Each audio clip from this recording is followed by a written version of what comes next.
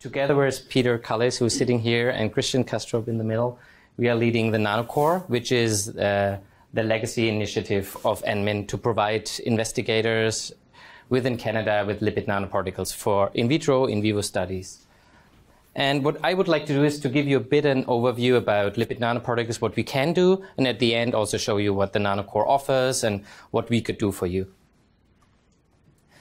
I would like to start with an example from daily life. So let's say there would be a coronavirus outbreak here in Vancouver, and you would have the drug to treat it. If you would like to send this to someone at the Life Science Institute, which is located within British Columbia in Canada, there's quite some distance and size differences. So one of the most important things is you need a delivery system. And when we take a look to the size differences, it's the same size difference comparable to if we talk about an siRNA delivering to a specific cell within the body. So from 7.5 nanometers to a person with 1.8 meters height, this is comparable to what we see above. So really important and crucial for all the delivery of nucleic acids are delivery systems. And this is where we come into this. Bob already mentioned ONPATTRO. So ONPATTRO was approved in 2018. It was co-developed by Peter's team together with two spin-offs and a company in Boston called Alnylam. And they have developed ONPATTRO. ONPATTRO is a lipid nanoparticle with the siRNA for a disease called ATTR, amyloidosis. And what happens there is the liver produces a protein which is mutated, which then forms amyloid deposits within the body, and the disease progression is really severe. You can see here from the diagnosis at stage 1 to stage 3, this is within 5 years. And what's great about ONPATTRO and how does it work? So ONPATTRO, as mentioned, is a lipid nanoparticle. The lipid nanoparticle is injected IV. It has a siRNA entrapped within to knock down the mutated protein. As soon as it's injected IV, it goes specifically to the hepatocytes and leads to a knockdown of this mutated protein, which then leads to a really impressive clinical results. On the right-hand side, you see the results of the phase 3 clinical trial, and it's the neural impairment score. What you see in pink is the placebo, and in blue, patisiran. This is ONPATTRO. It was called during the clinical studies what called patisiran. And you see that there's a significant difference in the neural impairment score, and the people improve compared to their start. What Peter likes to say is if you look to this number here, the p-value, it's 10 to the power of minus 24. So it's 1 over Avogadro's number. So it's definitely significant. What can these types of LNPs use for lipid nanoparticles? So we can either deliver siRNA, mRNA, DNA, RNPs, and all of these can have different functions within a cell, within the body. You can do a gene knockdown using siRNAs. You can do a protein expression within a specific organ, or gene editing for long-term genome change. I will shortly want to summarize some of the studies we have done in the group to show you which organs we can hit. So ONPATTRO was optimized for the delivery to the liver and hepatocytes. There are around 200 diseases in the liver. It's really working well.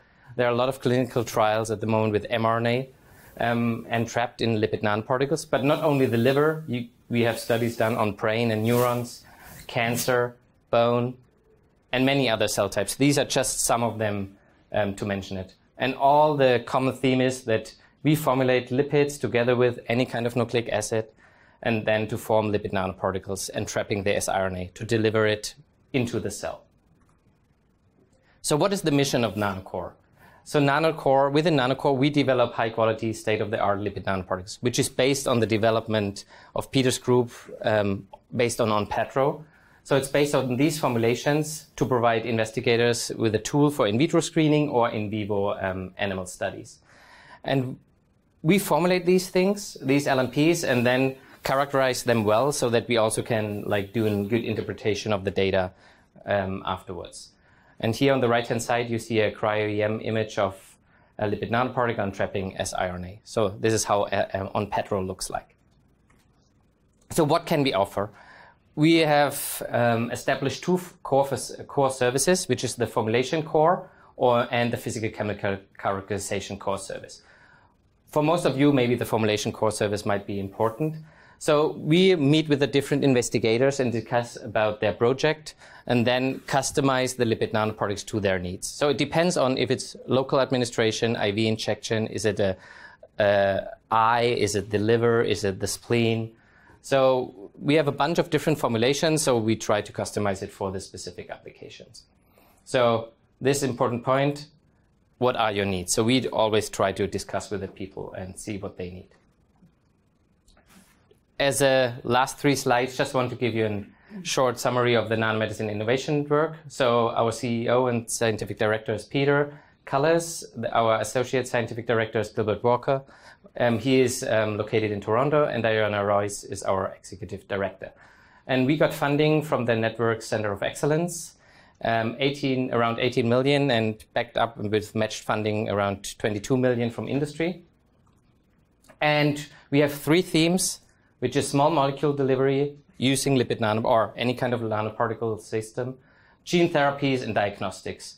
And we are focusing today on the gene therapy theme. And all these projects which are currently funded, there are at the moment 20 different funded projects. These are across Canada. So if you would like to have more information about NMIN, visit the homepage, and otherwise contact me or someone else within NMIN to talk about the LNP systems. Yeah, with this. Any questions for Dominic? Yeah, sure. You mentioned eye a few times. Based on my knowledge of the literature, I haven't seen any LNP that works well for the eye, especially. And we work on the eye. Yeah. And currently we use viruses. So what did you have any success? So there's one study published, I don't know if you have seen this, from a group in Portland. They work with similar lipid nanoparticle systems, but we are also working together with a group from UBC, Bob Molday's group, to work on and optimize the systems for eye. So what we usually do, we start off with an Onpetro-like formulation and optimize it for the specific tissue.